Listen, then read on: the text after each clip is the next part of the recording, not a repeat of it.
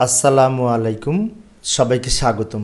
প্রিয় শিক্ষার্থী বন্ধুরা, আজকে আমি হিসাব বিজ্ঞান বিষয়ের ব্যাংক সমন্বয় বিবরণী সংক্রান্ত গুরুত্বপূর্ণ কিছু এমসিকিউ প্রশ্ন ও উত্তর আলোচনা করার চেষ্টা করব। তো আলোচনায় তোমাদের সাথে আছি আমি মোহাম্মদ সিরাজুল ইসলাম, বরিশাল সরকারি model school and college Barishal. তো চলো শুরু করা যাক। এই যে প্রথম প্রশ্নটি লক্ষ্য করি, ব্যাংক হিসাব মূলত কত প্রকার? তো ব্যাংক হিসাব মূলত এই তিন প্রকার, যথাক্রমে যে নিচে আমি উপস্থাপন করলাম: চলতি হিসাব, স্থায়ী হিসাব এবং সঞ্চয় হিসাব। ব্যাংক হিসাব তিন প্রকার। পরবর্তী প্রশ্নটি লক্ষ্য করি, বিনিয়োগ সুবিধা লাভের জন্য কোন হিসাবটি খোলা হয়? তো এইখানে যে অপশনগুলো রয়েছে তার মধ্যে ঋণ আমানত হিসাব। ঋণ আমানত হিসাব খুললে আমরা বিনিয়োগ করার জন্য ইচ্ছে করলে আমানত রাখার পাশাপাশি বিপরীতে ঋণও পেতে পারি। কোন হিসাবের আমানতকারীকে কোনো চেক বই দেয়া হয় না? স্থায়ী হিসাব। স্থায়ী হিসাবে আমানতকারীকে চেক বই দেওয়া হয় না, একটি প্রত্যয়নপত্র দেয়, যে প্রত্যয়নপত্রটা যখন আমরা স্থায়ী হিসাব ক্লোজ করব তখন জমা দিতে হয়। পরবর্তী প্রশ্ন এখানে বলছে, ব্যবসায়ী প্রতিষ্ঠানের নামে সঞ্চয় হিসাব খোলা যায় কি? হ্যাঁ, খোলা যায়। ব্যবসা প্রতিষ্ঠানের নামে সঞ্চয় হিসাব খোলা যায়। ব্যাংক বিবরণী থেকে কি জানা যায়? সমাপনী জের জানা যায় ব্যাংক হিসাবের সমাপনী জের জানতে পারি। একটি লিখিত স্বাক্ষরযুক্ত চেক কত দিন পরে বাসি চেকে পরিণত হয়? 6 মাস পরে। একটি লিখিত স্বাক্ষরযুক্ত চেক ডেট যদি থাকে, তারিখ যদি দেওয়া থাকে, ওই তারিখ দেওয়া 6 মাস পর্যন্ত তারিখ বহাল থাকে। 6 মাস পরে ওটি বাসি চেকে পরিণত হয়। কোন ধরনের চেক হস্তান্তরের জন্য লিখিত অনুমোদনের দরকার পড়ে না? হুকুম চেক, বাহক চেক। বাহক চেক যে বহন করবে সেই টাকা পাবে, এইখানে কোনো অনুমোদন দরকার হয় না। নিম্নে কোন ধরনের চেক সবচেয়ে কম নিরাপদ? বাহক চেক। বাহক চেক যার কাছে থাকবে সেই টাকা তুলতে পারে, সেজন্য নিরাপত্তা কম। সরাসরি ব্যাংক অ্যাকাউন্টে ভাঙানো যায় না কোন চেক? দাগ কাটা চেক। দাগ কাটা চেক সরাসরি আমরা ভাঙাতে পারি না, এটি ব্যাংকে জমাদানের মাধ্যমে টাকা উত্তোলন করতে হয়। সর্বপ্রথম আধুনিক ছাপানো চেকের প্রচলন হয় কোথায়? ইংল্যান্ডে সর্বপ্রথম ছাপানো আধুনিক চেক এর প্রচলন শুরু হয়। চেকের দাগ কাটা বাতিল করতে পারে কে? প্রাপক বাতিল করতে পারে। যে চেকের টাকা পাওয়ার অধিকার রাখে সেই দাগ কাটা চেক বাতিল করতে পারে। জমাতিরিক্ত ঋণ কোন ধরনের ব্যাংক হিসাবের বিপক্ষে দেওয়া হয়? চলতি হিসাবের বিপরীতে জমাতিরিক্ত ঋণ দিয়ে থাকে ব্যাংক। কোন ধরনের চেকে বাহককে শব্দ লেখা থাকে? বাহক চেকে লেখা থাকবে বাহককে প্রদান করা হোক টাকা। ব্যাংক হিসাব খুলতে পারে না কি? নাবালক যার পূর্ণ বয়স হয়নি, অপ্রাপ্ত বয়স্ক, তাকে নাবালক বলা হয়।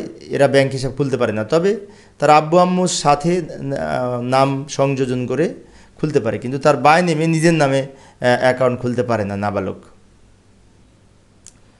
পরবর্তী প্রশ্নটি লক্ষ্য করি, কোন চেকের প্রাপকের নামের পেছনে অথবা অনুসারে কথাটি লেখা থাকে? এটি হচ্ছে এই হুকুম চেকে লেখা থাকে। হুকুম চেকে অথবা অনুসারে কথাটি লেখা থাকে। নিম্নের কোনটি চেক প্রত্যাখ্যান হবার কারণ নয়? চেকের তারিখ না থাকা, আদিষ্টের স্বাক্ষর না থাকা, টাকার অঙ্ক না থাকা, ঘষা না থাকা। ওই যে ক নাম্বার, তারিখ না থাকলে চেক প্রত্যাখ্যান হবে না। তারিখ তখন যখন জমা দিব তখন লিখে নেওয়া যাবে। নির্দিষ্ট মেয়াদ বা উচ্চ হারে মুনাফা কোন হিসাবের ক্ষেত্রে বিবেচ্য? স্থায়ী হিসাব। স্থায়ী হিসাবে সুদের পরিমাণ বা মুনাফার পরিমাণ বেশি হয়। পরবর্তী প্রশ্নটি লক্ষ্য করি, নিম্নের কোনটি চেকের জালিয়াতির বিরুদ্ধে রক্ষা কবচ? তো এখানে হচ্ছে আদেশটা চেক প্রথমে স্বাক্ষর করে ইস্যু করার মাধ্যমে। আচ্ছা, আদিষ্ট কাকে বলে একটু লক্ষ্য করি। এই যে আমি নিচে ব্যাখ্যা দিলাম, যিনি চেকে প্রথমে স্বাক্ষর করেন তিনি আদেষ্টা বা দেনাদার, আর যিনি চেকটি যার বরাবর ইস্যু করে তিনি হচ্ছে আদিষ্ট বা পাওনাদার, যাকে প্রদান করে। এবং সর্বশেষে যে চেকটি যার কাছে থাকে তিনি হচ্ছে চেকের ধারক। ধারক হচ্ছে সবার শেষে যার কাছে থাকে, তিনি প্রাপক বা ধারক। প্রাপকের নাম থাকতে বাধ্যতামূলক নেই কোন চেকের ক্ষেত্রে? বাহক চেকের ক্ষেত্রে। বাহক চেকে প্রাপকের নাম লেখা না থাকলেও হবে। কোন চেকের টাকা সরাসরি ব্যাংক থেকে উত্তোলন করা যায় না? দাগ কাটা চেক। দাগ কাটা চেক ব্যাংকে জমা দিয়ে উত্তোলন করতে হয়। ব্যাংকে জমা দিয়ে আমার অ্যাকাউন্টে টাকাটা জমা হবে, দাগ কাটা চেকের টাকা, সেজন্য সরাসরি উত্তোলন করা যায় না। কোনটি ব্যাংকের তহবিল গঠনের প্রধান উৎস? আমানত গ্রহণ। আমানত, জনগণ ব্যাংকে যে টাকা রাখে তাকে আমানত বলে, যেটি ব্যাংকের তহবিল গঠনের প্রধান উৎস বা অর্থসংস্থানের প্রধান উৎস। বিশেষভাবে দাগ কাটা চেকে উল্লেখ থাকে কার নাম? প্রাপকে ব্যাংকের নাম, ব্যাংকের নাম উল্লেখ থাকে বিশেষভাবে দাগ কাটা চেকে। কোনটি সঠিক? ধারক চেকের দাগ কাটা বাতিল করতে পারে, ধারক দাগহীন চেকের দাগ কাটা পরিণত করতে পারে, প্রস্তুতকারী চেকের দাগ কাটা বাতিল করতে পারে, ব্যাংক চেকের দাগ কাটা চেক বাতিল করতে পারে। যে ধারক দাগ কাটা চেক বাতিল করতে পারে, ধারক যার কাছে চেকটি থাকবে সেই কিন্তু চেকের মালিক, যাকে ধারক বলে। সর্বশেষে যার কাছে থাকবে তিনি ধারক এবং তিনি ইচ্ছে করলে দাগ কাটা বাতিল করতে পারে।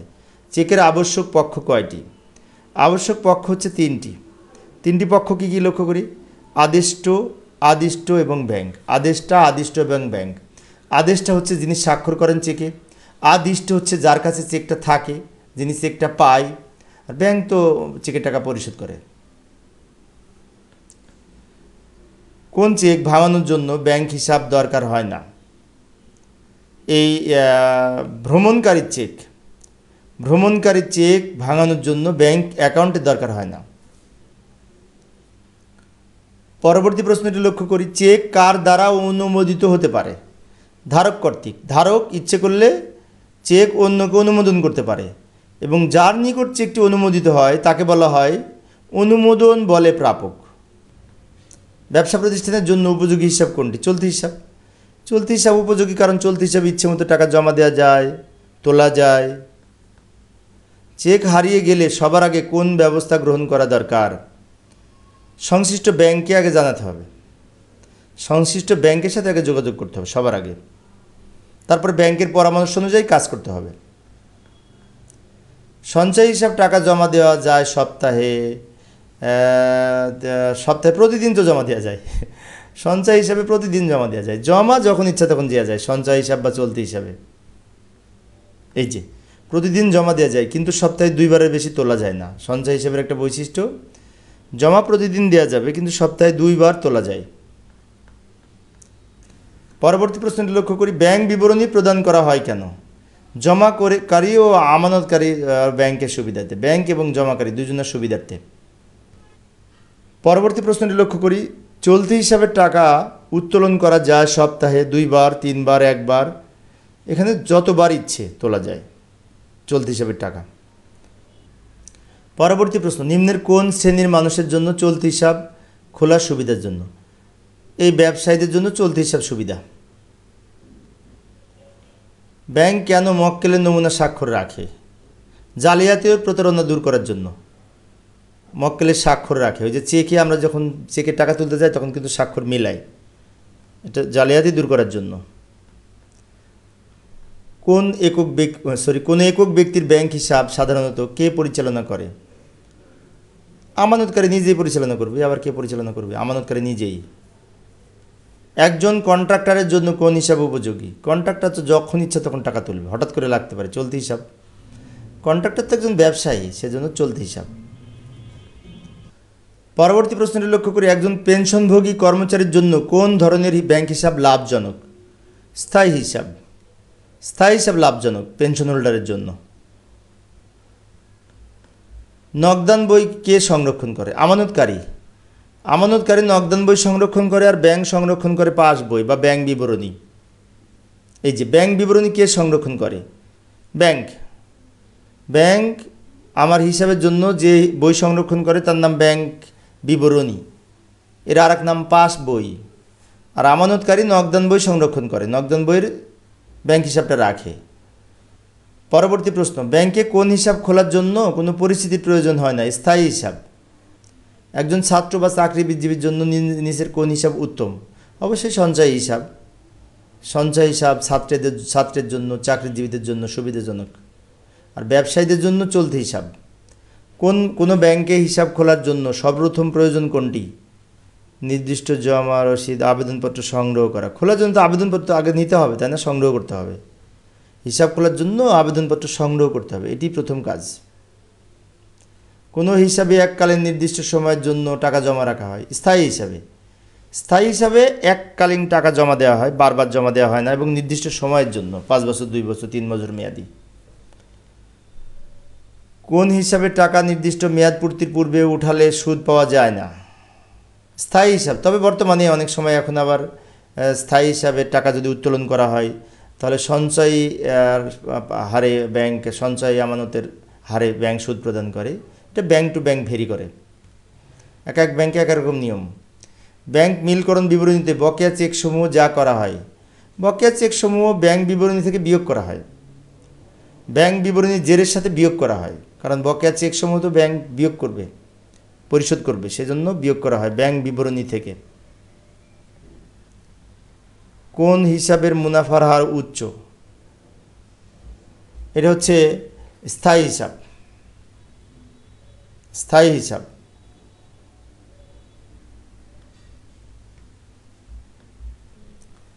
পরবর্তী প্রশ্ন লক্ষ্য করি। ব্যাংক মিলকরণ বিবরণীতে ট্রানজিটে জমা চেকসমূহ যা করা হয়।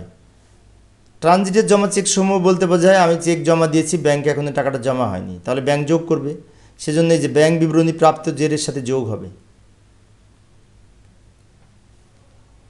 ব্যাংক জমা সুদ কি করা হয়? নগদান বই জেরের সাথে বাদ না, হবে না। ব্যাংক বিবরণী জেরের সাথে যোগ, তাও হবে না। নগদান বই জেরের সাথে, এই যে গ নাম্বারটি সঠিক। নগদান বই জেরের সাথে আমরা যোগ করি ব্যাংক জমা সুদ, বিনিয়োগের সুদ, ব্যাংক কর্তৃক প্রাপ্য বিল আদায়, এগুলো সব যোগ করি, তাই না? ব্যাংকে জমা বৃদ্ধি পেলে যোগ। নিচের কোন লেনদেনটি ব্যাংক সমন্বয় বিবরণীর সাথে সম্পর্কযুক্ত নয়? এই যে নগদে বেতন প্রদান। নগদে বেতন প্রদানটা নগদের সাথে সম্পর্ক, এটা ব্যাংকের সাথে যুক্ত নাই। ব্যাংকের সাথে যুক্ত যেগুলি জাবেদা করলে ব্যাংক হিসাব ডেবিট ক্রেডিট থাকবে, সেগুলো ব্যাংক হিসাবের সাথে যুক্ত। চলতি হিসাবে সপ্তাহে কতবার টাকা ওঠানো যায়? চলতি হিসাবে যতবার ইচ্ছা ততবার, আমানতকারীর ইচ্ছা অনুযায়ী যতবার ইচ্ছা। ব্যাংক সমন্বয় বিবরণী কে প্রস্তুত করে? আমানতকারী। আমানতকারী ব্যাংক সমন্বয় বিবরণীটা প্রস্তুত করে, বিষয়টি খেয়াল রাখবো। চেকের মাধ্যমে ব্যাংকের প্রতি মক্কেলের টাকা ওঠানোর সময় বা প্রদানের আদেশ সাধারণত কিরূপ হয়ে থাকে? এটা হবে শর্তহীন, লিখিত এবং শর্তহীন। লিখিত চেক হয় কিন্তু এখানে কোনো শর্ত থাকবে না, নিঃশর্ত। বর্তমানে আমরা যে চেক ব্যবহার করি তা অতীতে কী নামে পরিচিত ছিল? উত্তোলন চিঠা। বর্তমানে আমরা যে চেক ব্যবহার করি এর পূর্বের নাম ছিল উত্তোলন চিঠা। ব্যাংক সমন্বয় বিবরণী প্রস্তুতের সময় আমানতকারীর জেরের সাথে যোগ করতে হবে কোনটি? আমানতকারীর জেরের সাথে যোগ করতে হবে ব্যাংকে টাকা জমা হলে, এই যে বিনিয়োগের সুদ আদায়। বিনিয়োগের সুদ আদায় হলে ব্যাংক জমা বৃদ্ধি পায়, সেজন্য আমরা যোগ করব। পরবর্তী প্রশ্নটি লক্ষ্য করি। নিচের কোন ঘটনা ব্যাংক সমন্বয় বিবরণী প্রস্তুতে বিবেচিত হবে না, বা কোন লেনদেনটি? এই যে দেনাদারের নিকট থেকে যে নগদ প্রাপ্তি, এই নগদ কিন্তু ব্যাংকের সাথে যুক্ত নয়। যেগুলির সাথে ব্যাংক যুক্ত সেগুলি ব্যাংক সমন্বয় বিবরণীতে আসবে, বিষয়টি খেয়াল রাখব। ব্যাংক বিবরণী জেরের সাথে বিয়োগ হয় কোনটি? ব্যাংক বিবরণীর জেরের সাথে বিয়োগ হবে ব্যাংকে টাকা বৃদ্ধি পেলে, এই যে বিনিয়োগের সুদ আদায়। বিনিয়োগের সুদ আদায় করলে ব্যাংক বিবরণীর জেরের সাথে কিন্তু বিয়োগ হবে, আর নগদান বই জেরের সাথে যোগ হবে, বিষয়টি খেয়াল রাখব। পরবর্তী প্রশ্ন, ব্যাংক বিবরণীর জেরের সাথে যোগ হবে কোনটি? ট্রানজিটে জমা চেক। ট্রানজিটে জমা চেক ব্যাংক বিবরণীর সাথে যোগ হবে, জেরের সাথে। আমরা যখন উভয় জের সংশোধন পদ্ধতিতে করি সেই নিয়মে। নগদান বহি এবং ব্যাংক বিবরণীর গড়মিলের কারণ নয় কোনটি? ব্যাংকে জমাকৃত চেক প্রাপ্য টাকা আদায়, সুদ আদায় হলে না, এটা হবে না।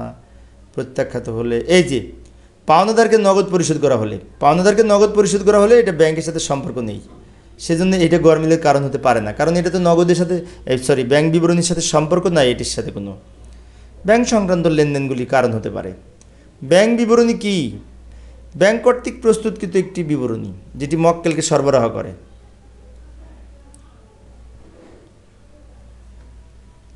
ব্যাংক সমন্বয় বিবরণী তৈরি করা হয় হিসাব বিজ্ঞানের কোন নীতি অনুযায়ী, তাই না?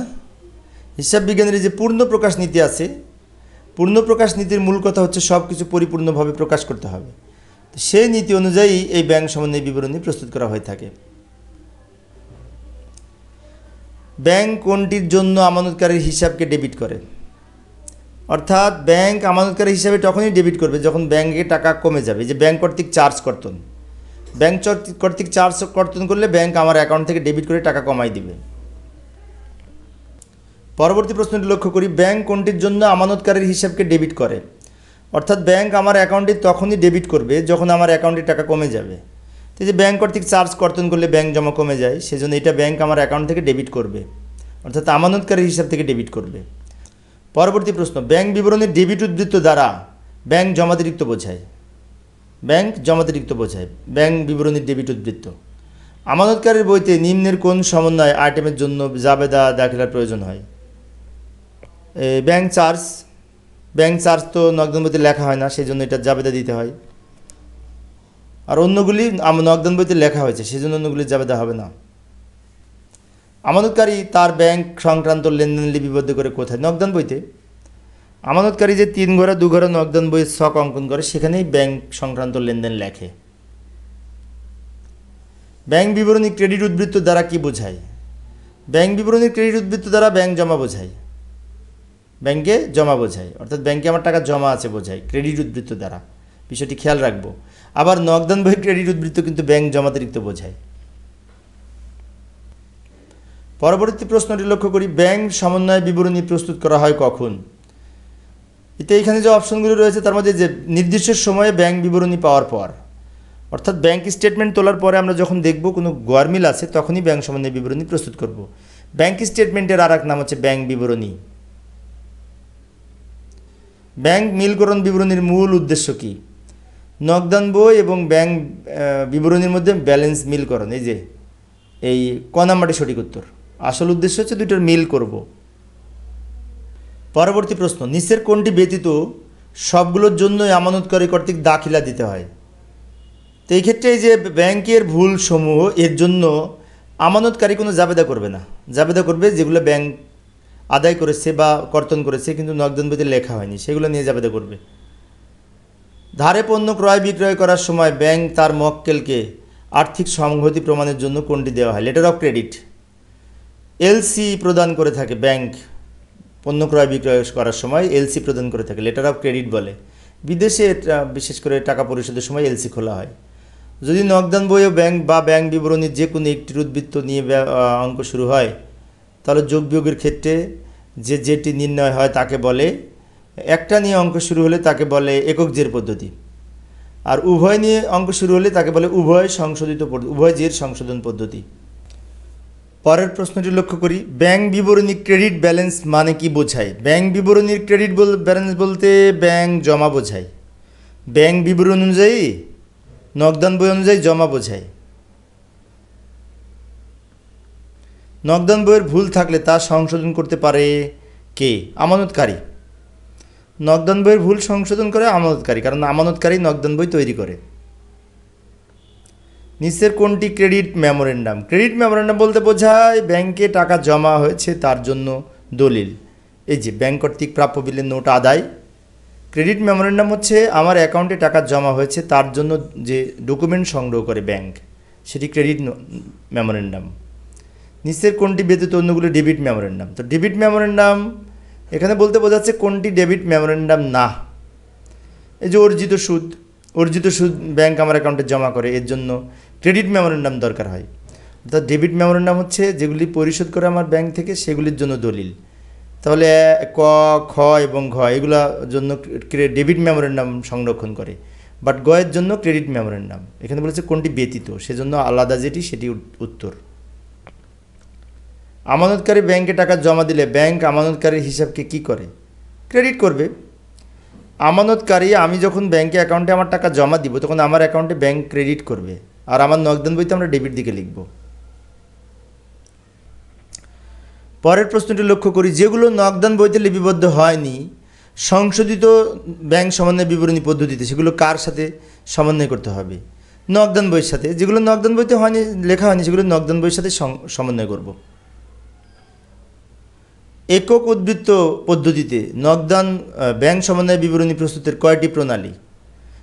দুইটি। একটি হচ্ছে নগদান বই অনুযায়ী ব্যাংক জমার উদ্বৃত্ত নিয়ে অঙ্ক শুরু হয়েছে, আর একটা নগদান বই ব্যাংক বিবরণী অনুযায়ী।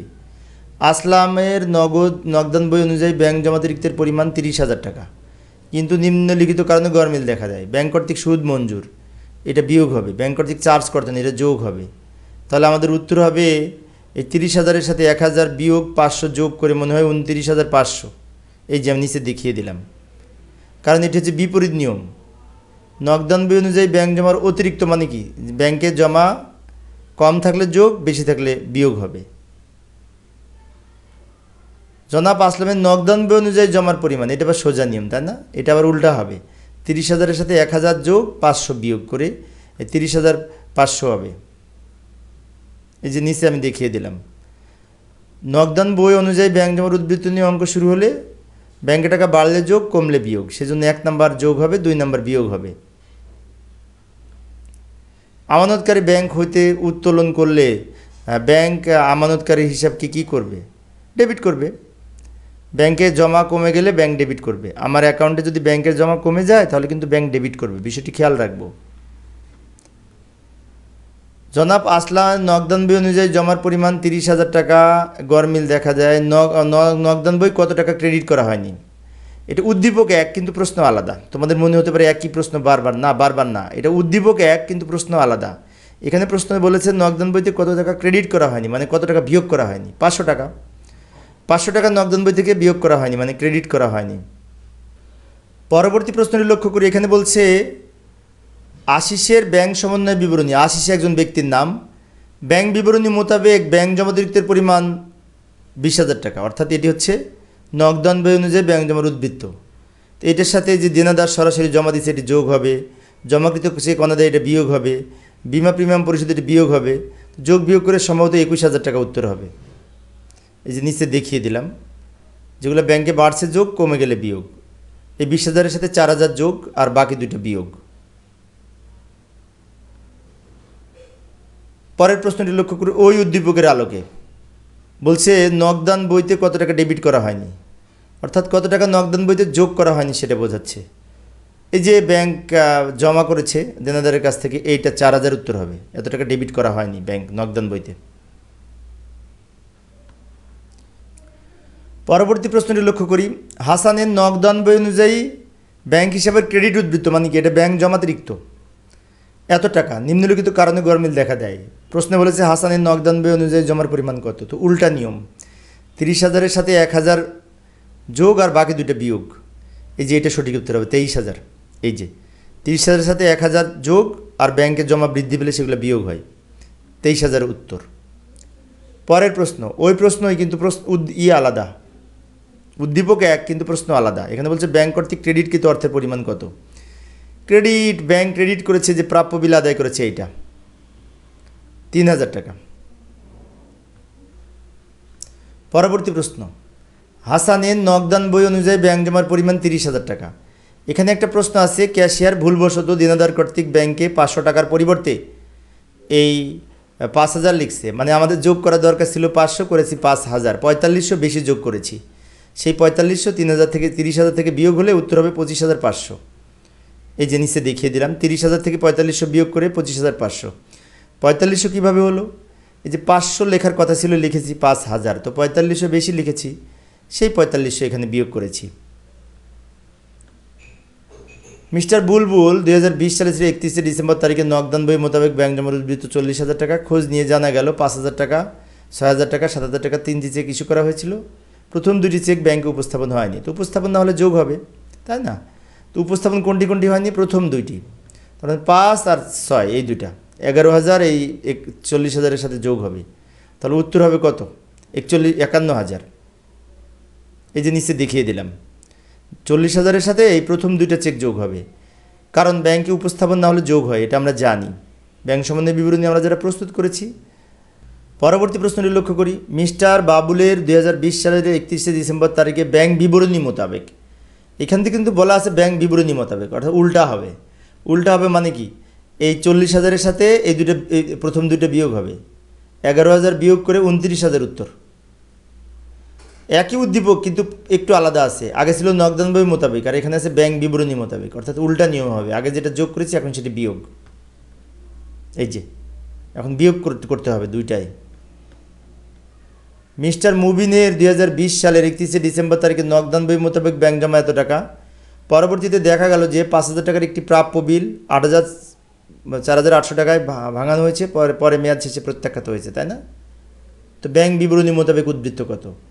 তো প্রত্যাখ্যাত হলে তো বিয়োগ হয়। তো 30,000 থেকে 5,000 বিয়োগ হবে না 4,800 বিয়োগ হবে, এটা হচ্ছে একটি কথা। সবসময় বিলের যেটি আসল মূল্য সেটা বিয়োগ হবে। 30,000 থেকে 5,000 বিয়োগ করে 25,000 উত্তর হবে।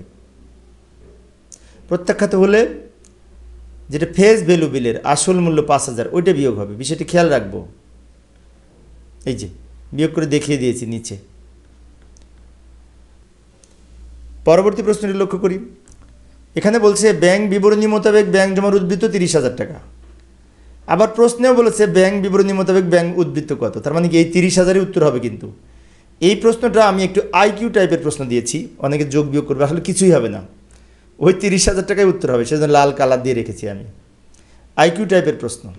এখানে উপরে বলেছে ব্যাংক বিবরণী মোতাবেক ব্যাংক উদ্বৃত্ত কত, প্রশ্নেও বলেছে ব্যাংক বিবরণী মোতাবেক ব্যাংক উদ্বৃত্ত কত। অনেকের মনে হতে পারে অঙ্কটা ভুল। না, ভুল করি নাই, আমি ইচ্ছাকৃত এটি আইকিউ টাইপের প্রশ্ন দিয়েছি। ইস্যুকৃত চেক পরিশোধ না হওয়ার প্রভাব কি প্রভাব পড়বে? ইস্যুকৃত চেক পরিশোধ না হলে ব্যাংক জমা বেশি থাকবে আর নগদান বইতে কম থাকবে, তাই না? এই যে নগদান বইতে কম, ব্যাংক বিবরণীতে বেশি, এটা সঠিক হবে। ব্যাংক কর্তৃক চার্জ কত, নগদান বইতে প্রভাব কি পড়বে? যদি আমরা নগদানভুক্ত না হয় তাহলে কি প্রভাব পড়বে? এটা ব্যাংকে কম থাকবে, নগদানে বেশি থাকবে। কই, এই যে নগদ বইতে বেশি, ব্যাংক বিবরণীতে কম, এই ক নাম্বারটি তো সঠিক মনে হচ্ছে। ব্যাংক কর্তৃক লভ্যাংশ আদায় হিসাবভুক্ত না হলে কি প্রভাব পড়বে? ব্যাংক কর্তৃক লভ্যাংশ আদায় হিসাবভুক্ত না হলে ব্যাংকে টাকা বেশি থাকবে আর নগদান বইতে কম থাকবে। এই যে নগদান বইতে কম, ব্যাংক বিবরণীতে বেশি, খ নাম্বারটি সঠিক উত্তর। নগদান বইয়ে ডেবিট জের দ্বারা আমানতকারীর কি বোঝায়? সম্পদ বোঝায়। নগদান বই ডেবিট জের মানে আমার ব্যাংক জমা আছে, সেজন্য সম্পদ। এই যে এটি সংজ্ঞাটা আমি লিখে দিলাম, নগদান বইয়ের ডেবিট জের দ্বারা আমানতকারীর ব্যাংক জমার পরিমাণ বোঝায়, ফলে এটি সম্পদ, কারণ ব্যাংক জমা সম্পদ। নগদান বইয়ের ক্রেডিট জের দ্বারা আমানতকারীর কি বোঝায়? দায় বোঝায়, কারণ নগদান বইয়ের ক্রেডিট জের দ্বারা ব্যাংক জমাতিরিক্ত বোঝায়, আর ব্যাংক জমাতিরিক্ত মানে দায়। পরবর্তী প্রশ্নটি লক্ষ্য করি। ব্যাংক বিবরণী ডেবিট জের দ্বারা আমানতকারীর কি বোঝায়?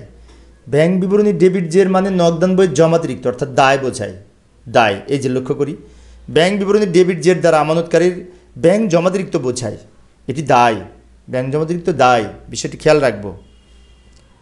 ব্যাংক বিবরণীর ক্রেডিট জের দ্বারা আমানতকারীর কি বোঝায়? ব্যাংক বিবরণীর ক্রেডিট জের মানে আমার ব্যাংকের জমা বোঝায়, জমা আছে বোঝায়, সম্পদ।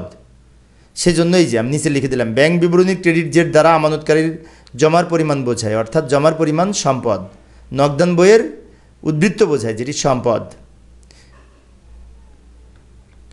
কোন ক্ষেত্রে ডেবিট মেমোরেন্ডাম ইস্যু করতো? ডেবিট মেমোরেন্ডাম ব্যাংক টাকা কমায় দিলে ইস্যু করবে। ব্যাংক কর্তৃক চার্জ কর্তন করা হলে, ব্যাংক কর্তৃক পরিশোধ করা হলে, ব্যাংক কর্তৃক কোনো চেক প্রত্যাখ্যান হলে ব্যাংক ডেবিট মেমোরেন্ডাম ইস্যু করবে। ডেবিট মেমোরেন্ডাম হচ্ছে ব্যাংক আমার অ্যাকাউন্ট থেকে যে টাকা কেটে নেয় তার জন্য যে দলিল সংরক্ষণ করে, সেটাই ডেবিট মেমোরেন্ডাম। আর ক্রেডিট মেমোরেন্ডাম হচ্ছে ব্যাংক আমার অ্যাকাউন্টে টাকা জমা করেছে তার জন্য যে কাগজ সংরক্ষণ করে, সেটি হচ্ছে ক্রেডিট মেমোরেন্ডাম। কোন ক্ষেত্রে ক্রেডিট মেমোরেন্ডাম ইস্যু করা হয়? ক্রেডিট মেমোরেন্ডাম আয় হলে, এই যে ব্যাংক জমা সুদ মঞ্জুর করা হলে, বিনিয়োগের সুদ ব্যাংক কর্তৃক জমা হলে, ব্যাংক কর্তৃক দেনাদারের কাছ থেকে আদায় হলে ক্রেডিট মেমোরেন্ডাম, অর্থাৎ ব্যাংক আমার অ্যাকাউন্টে ক্রেডিট করেছে, জমা করেছে, তার জন্য ক্রেডিট মেমোরেন্ডাম ব্যাংক সংরক্ষণ করবে। কোনটি ব্যাংক বিবরণী ডেবিট দিকে লেখা হয়? ব্যাংক বিবরণী ডেবিট দিকে, তাই না? তো ব্যাংক বিবরণী ডেবিট দিকে লিখবে ব্যাংক আমার অ্যাকাউন্ট থেকে টাকা কেটে নিলে, আমার অ্যাকাউন্ট থেকে টাকা কর্তন করলে ব্যাংক আমার অ্যাকাউন্টে ডেবিট দিকে লিখবে, আর আমরা ওটা নগদান বইয়ের ক্রেডিট দিকে লিখব। পরবর্তী এবং আজকের আলোচনার শেষ প্রশ্নটি লক্ষ্য করি। কোনটি ব্যাংক বিবরণীর ক্রেডিট দিকে লেখা হবে? ব্যাংক কর্তৃক লভ্যাংশ আদায়। ব্যাংক বিবরণী সেগুলো ক্রেডিটে লিখবে, আমার অ্যাকাউন্টে ক্রেডিটে লিখবে যেগুলো দ্বারা আমার ব্যাংক জমা বৃদ্ধি পাবে। তো প্রিয় শিক্ষার্থী বন্ধুরা, এই ছিল আমার আজকের এই একটি লম্বা আলোচনা। 100টি প্রশ্ন আমি আলোচনা করার চেষ্টা করেছি। তো তোমরা যদি এই প্রশ্নগুলি বারবার দেখো, আশা করি মনে থাকবে এবং পরীক্ষায় আসলে পারবে ইনশাআল্লাহ। তো আজকে এই পর্যন্ত। পরিশেষে সবাই ভালো থাকবে এবং সুস্থ থাকবে এই কামনায় খোদা হাফেজ।